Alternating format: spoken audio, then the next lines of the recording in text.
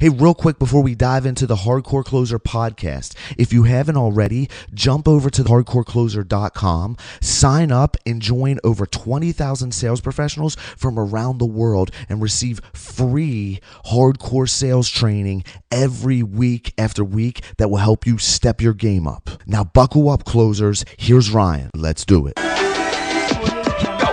Welcome to the Hardcore Closer podcast. I'm your host and founder of hardcorecloser.com, Ryan Stewman. Hey, listen, this podcast is all about helping you close more deals.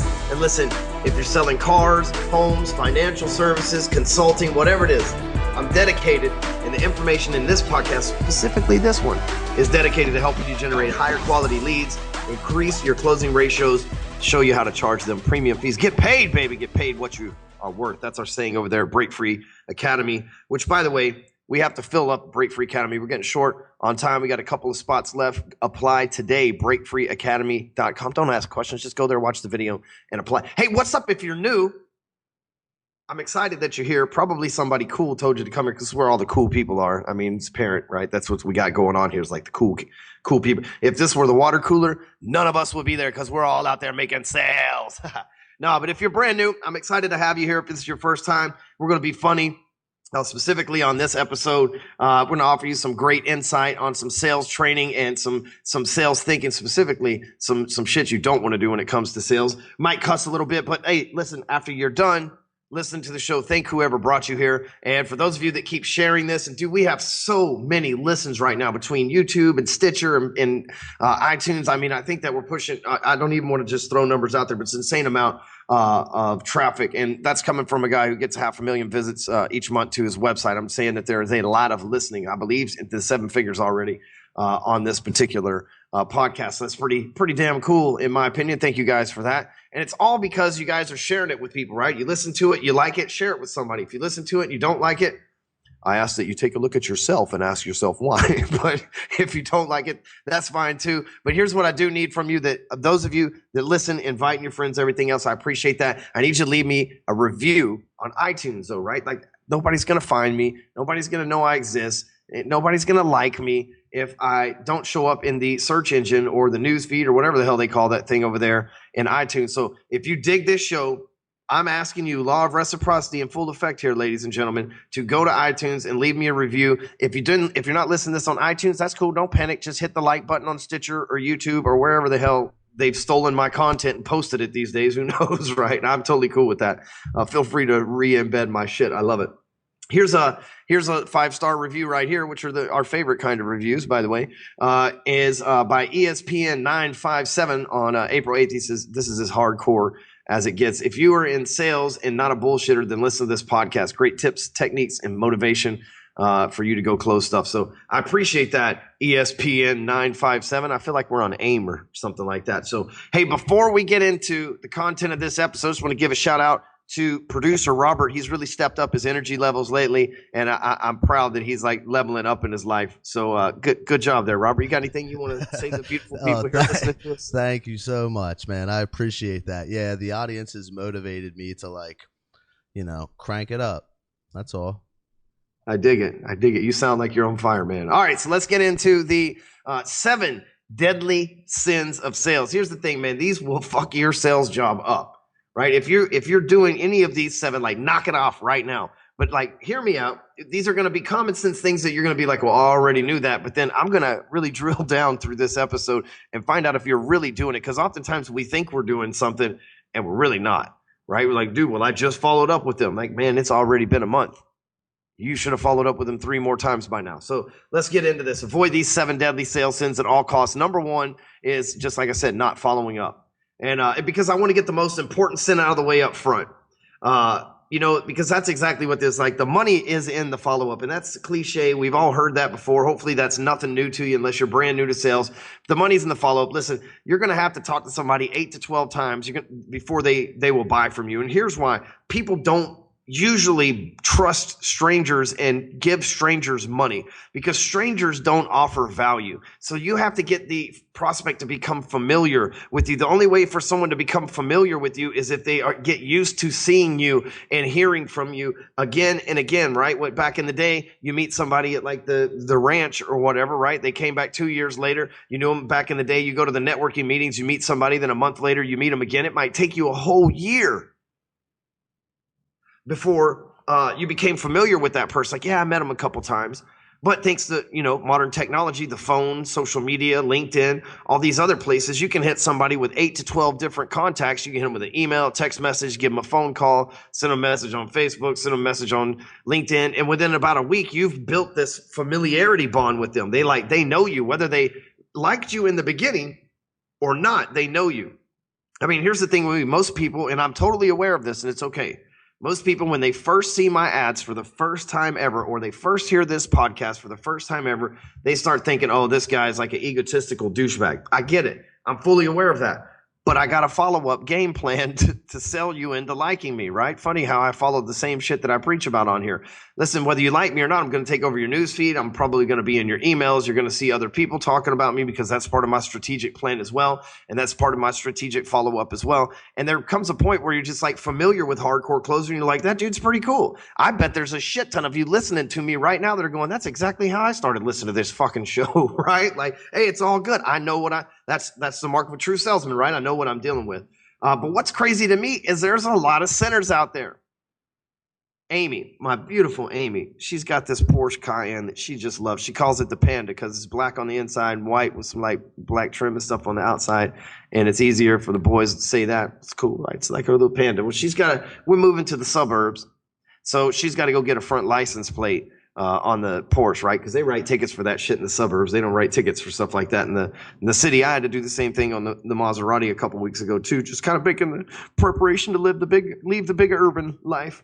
Get a little teared up here. So anyway, the salesman that I bought the Porsche from was, she made that guy or talked him into putting the license plate on for her. And I tried to buy the Maserati from him, but he didn't reply. He didn't follow up with me. And so I ended up buying it from someone else who I've actually looked at buying another car from already as well. And so yesterday when she was talking to the guy at the Porsche, or the day before yesterday when she was talking to the guy at the Porsche dealership, and he asked her a question about something, there was a Maserati sitting out front. She's like, oh yeah, that's what Ryan ended up buying, but you didn't follow up with him. And think about that the Maserati cost roughly $100,000.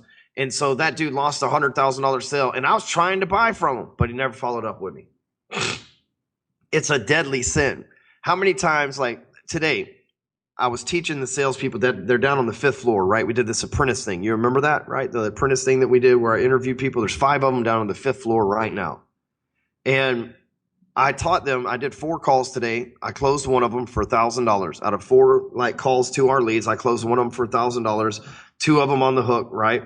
A third possible, but really two more on the hook for this evening. I closed one right there on the spot. And I taught them the 3 that I didn't close on the spot that are my 3 possibles, like we're playing spades over here, but my 3 possibles that I've got going, that when I realized that they really weren't going to close right there on the spot. One of them was driving, so there's no way he's going to pull out his credit card. They needed me to send them the link. I don't have a way to take a credit card over the phone anyway. That's not how we operate. And so I knew that it was going to be a while. So what I did was I said, if you don't pay tonight, then I'm going to follow up with you in 2 days and see what other questions and what kept you from making the move forward. But I just want to let you know that I will be reaching back out to you if that's the case. Is that cool with you? Nobody's ever told me no, but I was teaching my sales teams like, hey, you may not make a sale today on a Tuesday, but you're building that bond that when you follow up with them Wednesday and Thursday, they start to feel familiar with you and the money is in the follow-up. Tonight, if those people don't pay, like they said, I'm going to follow up with them first thing tomorrow morning. They're going to pay. Sunday night, I had a guy tell me he's going to pay $5,000 to come to our Break Free Academy event. Awesome. I followed up with him on Monday. Didn't hear anything from him. Like, hey, I didn't take that as emotional or this guy's avoiding me or he's a kangaroo or any of that shit. I just kept following up with him. Last night, he paid the $5,000. I'm sorry, early this morning, he paid the $5,000. Sent me things, say, hey, I appreciate the follow-up. Life came at me pretty quick, but I was in from the beginning. It's all good, right? And I love it. Same thing. Somebody last night, $30,000 sale. She hadn't paid yet. It's all good. I know she's not going anywhere. She signed a lease on an apartment today, so I know she had some stuff to go handle, but I sent her follow-ups like, hey, if you have any more questions, Hit me up. I'm ready to roll when you are. And the follow-up is where the money's at. If I didn't follow up with this person, she may leave and not pay me that $30,000. She may think, well, shit, if I'm fixing to give him 30 grand and he doesn't even care, how's he going to care when after I give him money, he's going to care even less, right? But since I follow up, they think, man, he really does want to help me, which is the truth, right? It's not like they're thinking something and I'm like over here going, I'm just stealing their money. No, I really do want to help, and it shows, right? So if you're not following up, dude, that is like the number one deadliest, dumbest, like go bang your head against the wall sin. Like that's where the money is made. And I know you guys are out here like, well, I'm the master of the one call close, Mr. Stewman. And if you were as smooth as Barry White jazz as I am, then you would be able to master the one call close too. I can fucking close on one call, right? Like I'm good at that shit too, but I'm way better on the follow up. There's way much more money made, right? Let's get real. One call close, you're going to close 2 out of 5, 3 out of 5 if you're a badass. And we're talking using Catch or Kevin Nation's Rapid or some badass sales system that maybe the straight line persuasion or some shit like that. You might close 2 or 3 out of 5, right? But what if you close 5 out of 5 as long as you followed up, or 4 out of 5 if you followed up? To me, the money's in the follow-up. So here's the thing. A lot of times you say, man, I have new leads coming in every day. I can't afford to follow up with these old guys. Man, get an automation system, something that calls them on slide dial on a regular basis and leaves them a voicemail. Hey, it's Ryan, just checking with you. Call me back, blah, blah, blah, and see who calls you back, right? Send out autoresponder emails. There's things that you can do. You can get rid of those excuses for not following up. And if you got that many damn leads, hire an assistant, right? Like salespeople hate hiring assistants. They're like, well, I don't want to pay money for someone to help me. Someone to help you so you can make more money. It's an investment. Get an assistant. All right, number 2 on the 7 deadly sins of sales is talking too much. Now, look, man, I'm not saying that I am exempt from this sin. I have sinned and not followed up with people before, and it has cost me money. Son of a bitch, put it in the collection plate, pass it around, and God knows what they do with it from there. I have also committed sin number 2. I am a sinner as well, ladies and gentlemen. I am not up here to be the reverend of the Church of 7 Deadly Sins today and tell you guys that I live a perfect life. Nope, I broke these sins too. And number 2 is talking too much. Can you imagine that, a salesperson talking too much? Can you imagine me talking too much? I've been talking with no dead air for exactly 25 minutes now between the time I spent on here with Robert and back and forth before we got the show started. So I am what you would call a chatterbox, like social butterfly, right? I'm the guy that unless I'm really stoned, if I'm in line somewhere, I start talking to the people around me. Say, man, what you buying over there? Hey, did you see the cover of that magazine? Like, I'm that guy. My son, Jax, he's the same way. He just starts talking to random people. And it's just like it's something ingrained in my DNA. So I like to talk to people. And early on in my sales career, silence made me uncomfortable, right? When I would ask a question or someone would ask me a question, it was weird for me to be silent. I always needed to be like, I felt like I need to talk and shoot straight from the hip or whatever the case, right? But as I've gotten older, I've learned that really one of the best sales cliches or rules that you can remember is he who talks the least makes the most. I don't know that anybody other than me has ever said that. I'm sure that I'm not the first person to realize that, but that's the phrase that I've coined over here in Hardcore Closer. And I've learned that talking too much, you will talk your way right out of a sale. We have all watched the sales guy, including ourselves, talk our way into a sale and then right out in the same damn footpath, right? It's like, oh shit, he had them all. You broke the line. Damn it. Right? So we've all experienced that. You say one thing too many. And listen, this is the way it works in the sales world. Anything you say can and will be used against you by the prospect to not buy any way that they can fold it into an excuse. So the more shit you say, that gives them more data to process in their mind. And people hate making decisions. And people, if they're not 100% sure, they want to fight against making decisions. And if you fill them with a bunch of information that they need to think about, then they're not sure about the decision, which leads to indecision. And then you won't get a decision, which is what you're looking for, because a decision is basically the final step of closing, right? They've decided to give you their credit card. They've decided to do business with you or whatever. So talking too much is bad for you. What you've got to do, again, he who talks the least makes the most. You've got to get the prospect to talking. So the way to combat talking too much is to ask questions. But here's the key. There's 2 types of questions. right? There's direct questions and open-ended questions. And most salespeople ask direct questions. And then most salespeople ask direct questions. And then to make matters worse, they answer them for the prospect. So what color car are you looking for? You look for blue, you look for red, right? Why did you just narrow their choice path down to two things? So what brought you in today? You looking for a family car, you looking for a sports car, right? You start filling their head with direct questions with the answers preloaded for them. You see, there was an interview with 2020 in Time Magazine with Elon Musk, and I may have already told this on a previous podcast before, but one of the interview guys asked open questions to Elon Musk, and the other guy asked direct questions with preloaded answers, and the guy that asked open questions got Elon Musk to talk for another 40 minutes. And that's important because he didn't preload his mind with answers.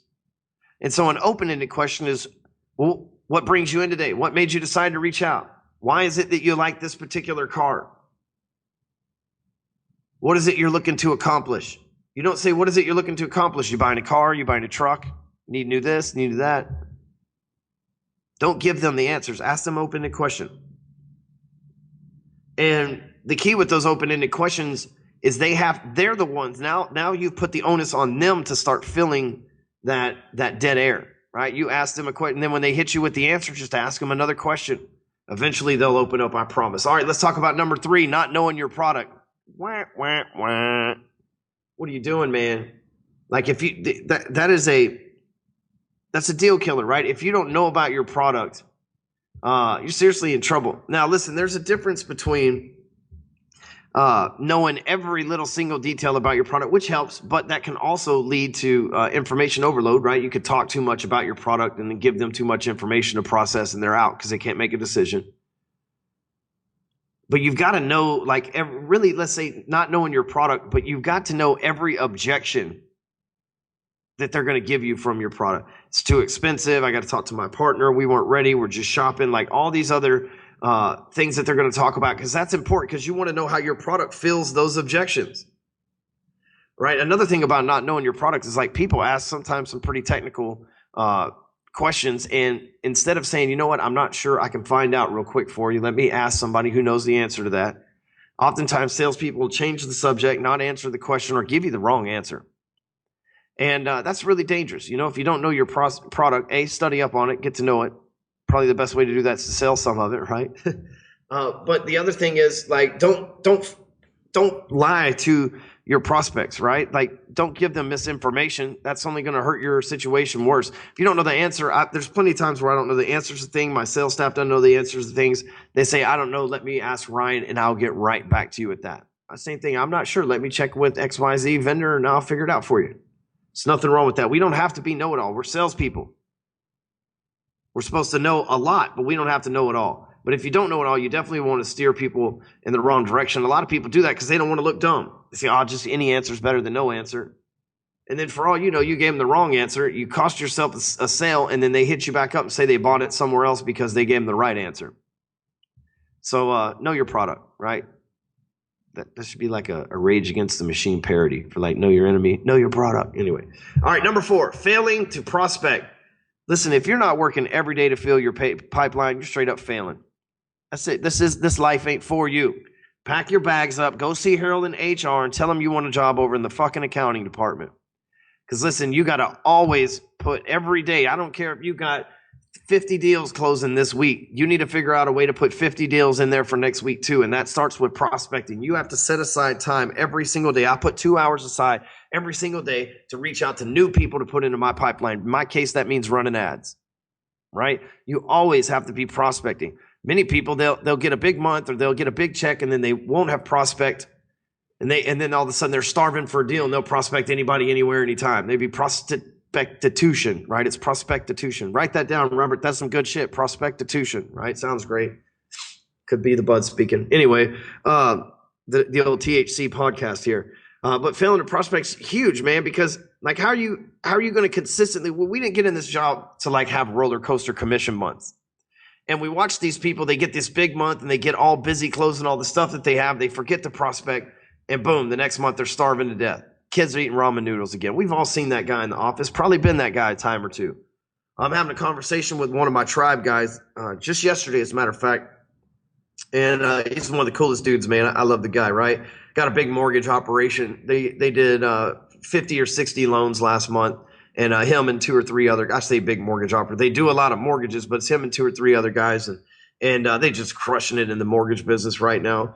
And he says, I'm worried about August because we have this like internal processing issue that we're trying to take care of, and it's slowing everything down, and everybody's focused on closing all these deals, man. And I got to get in there and focus on closing these deals before we can move forward. And I said, no. Man, this is why you pay me $30,000 a year. This is why you're a part of this. This is why we're having this conversation. That's not exactly what you do. You assign that out to those guys and tell them right now that whatever needs to be done as far as the processing error, it needs to be taken care of, right? Like they've got to process their own loans. They got to process their own loans. Then meanwhile, don't stop prospecting, because here's the thing. You're eventually going to fix this problem over here, right? This problem, this little bottleneck with your processing because you got too many loans and not enough processors. You're going to work through that. You're going to hire somebody. It's going to get better. Meanwhile, you don't want to hire somebody and it get better, and you look up and you not have a damn thing in your pipeline for the next month. So don't relent from fixing the bottleneck before you relent from prospecting. We can fix that. Right? Prospecting means more money in the door. More money can fix damn near anything. So make sure you don't blow number 4, failing to prospect. Number 5, not asking for the business. Oh, geez, man. Man, I'm glad I'm not dying for y'all's sins over here. Not asking for the business. You'd be surprised how many people don't give a clear and concise call to action. I've watched my guys and listened to salespeople that are on sales calls training for us. And it's like, hey, they're going to buy the shit. It's like, what are they going to buy? You didn't even ask them to buy anything. There's this thing about salespeople where we assume a whole lot, right? We assume somebody gets what we're talking about and they're just going to buy our shit. And then we forget to ask for the business, or, we get nervous right in front of them. We don't ask for the business. We just do a bunch of feature dumping and never give them a call to action.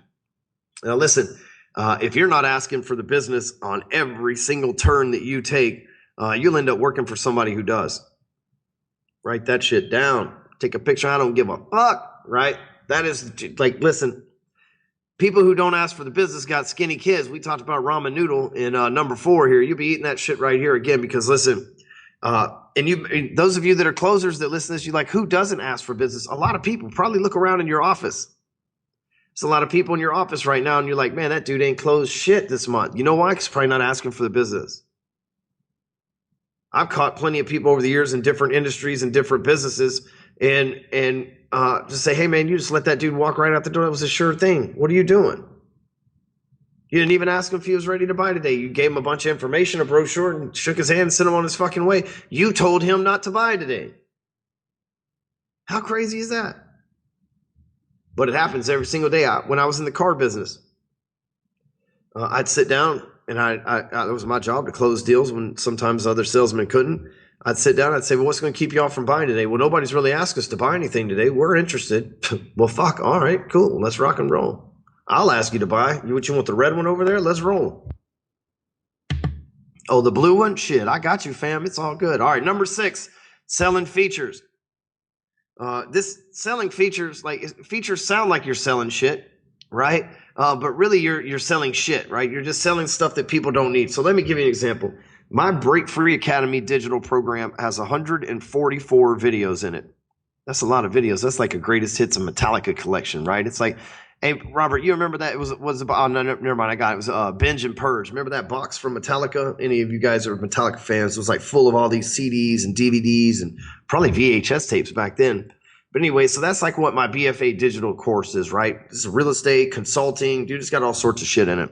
But nobody wants 144 videos. That's a feature.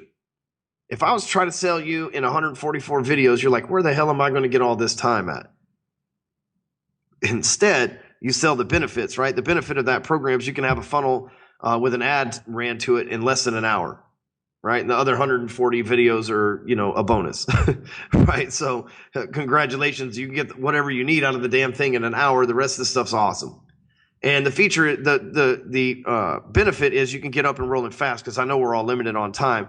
But the feature is we have all these great things, scripts and audios and all this other stuff. But again, if I was selling the features of that product, I would never make any money. Now, if someone asks what all's involved in, a lot of stuff, 140 things.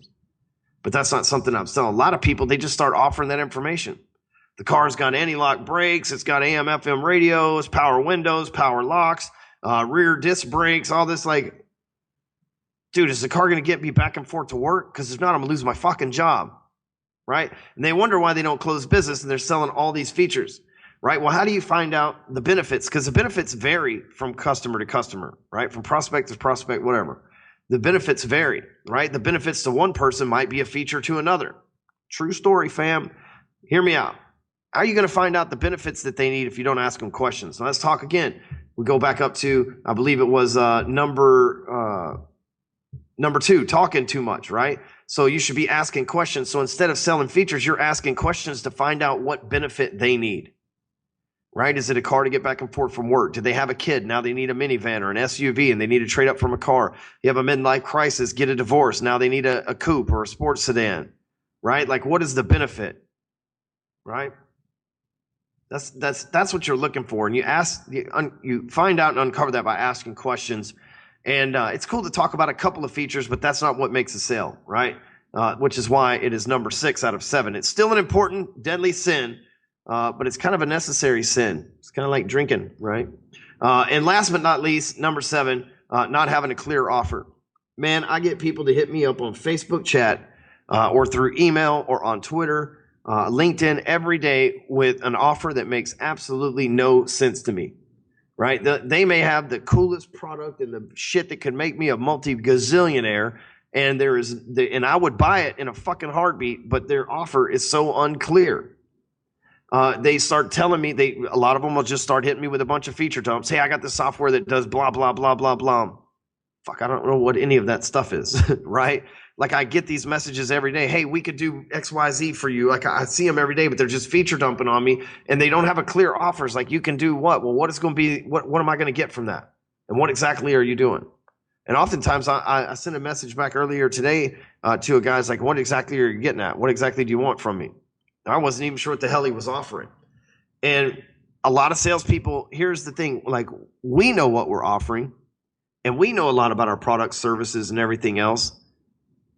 And like, one of the deadliest sins that you could, I mean, and it's wrapped up in this one, but one of the 7 deadly sins, and it plays a major part in this, is not being able to communicate that clearly, right? Like, just because you know, you need to dumb it down. There's a reason Donald Trump is winning in the polls and doing all this thing, and so many people follow him. He's a great communicator. He speaks on a 4th grade level. You might go, yeah, because he's an idiot. Whatever, that's fine. This isn't a political thing. I'm just saying somebody who's recognizable right now. Guess what? So does Hillary. Because when you're speaking to someone on a 4th grade level, it is crystal clear, mate. Think about it, right? When you explain shit to a 4-year-old, there is no margin for error. They get it. All right, mommy, I got it. All right, daddy. And so your offer should be able to be comprehended by a 4th grader. If not, it's not clear. And that could be costing you business. People could be wanting to do business with you right now, but they're not clear on what you do, especially those of you that are entrepreneurs. People say, well, what does Ryan do for a living? Man, I'm not exactly sure. Right? And I've always tried to have the clear side. Hey, we offer sales training to individuals that are in the sales industry. I offer e-learning courses to individuals in the sales industry. I've always had a really clear offer this whole entire time. And it hasn't always been as clear as the one I just gave you, but I've always had a clear offer because I knew that people wouldn't understand what the hell I do. One of the ways to structure an offer, and I'll leave you with this, is how to, and I call these the irresistible offers for advertising, but it's like how to get what you want without having to sacrifice what you don't want to sacrifice. Follow that formula and you will win. It's like how to get a whole bunch of leads for a little bit of money, right? How to get rich overnight without having to learn expensive tech software, right? Like, those are examples of that. So 7 deadly sales sins, y'all. Let me knock them out again. Not following up. Don't do that shit. Talking too much. Stop it. Not knowing your product. Knock it off. Failing to prospect. That ain't cool, man. Not asking for the business. Lead to skinny kids for sure. Selling features, man. Find those benefits. And then last but not least, not having a clear offer. Number 7. Listen. Make sure you text HC Podcast to 44222. Get my book for free. And dude, who doesn't like free shit, right? Again, HC Podcast to 44222, and you get my book for free. We're going to wrap up this episode. You catch the show notes and resources over at hardcorecloser.com. Just hit the podcast tab at the top. Hey, make sure you leave me a review on iTunes. That's super important. And sign up and check out Clixo, CLYXO.com. That's some software that I own. It's my free gift to the sales community. You'll love it. You can see my profile, Clixo.com/closer. And we'll catch you on the next podcast. Sinners.